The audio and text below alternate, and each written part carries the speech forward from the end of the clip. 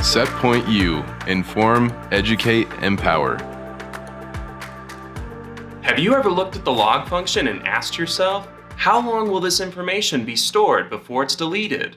This information is required so you can validate when things happen on your system, such as logging into the system or any changes that are made when a person is logged in. It also tracks when alarms are sent out via broadcast. Today, we'll start by looking at the log function in enteliWEB. The log function is in the tree here, where it says logs.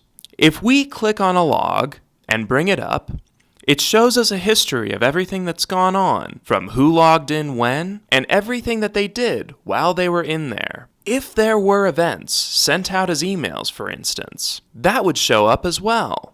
As you can see here, there's several events that have been going out, showing different room temperatures and things like that. Here's an email report that was sent out based on daily air temperature readings. The log function is very important as a history of what has gone on with your system and how you can go back and check to see where certain things have happened. It's a great resource. This information is required so you can validate when things happen on your system, such as logging into the system or any changes that have been made when a person is logged in. It also tracks when alarms are sent out via email or broadcasts. To validate how long this information is available, we'll now go to the gear and we'll select Log Settings.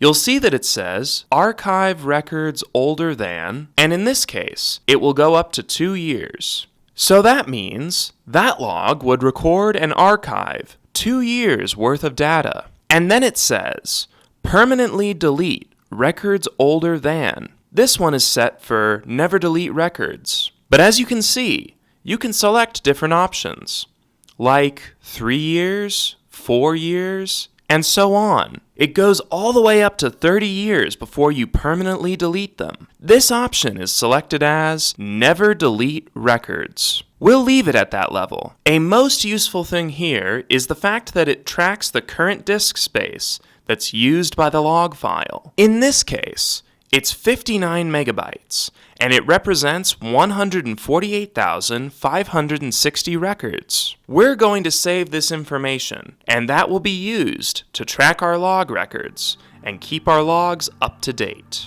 This concludes our tips and tricks for today. Please subscribe to our YouTube channel, hit that notification bell, and comment on new topics you'd like to see. For inquiries about on-site training classes, contact your Setpoint account manager.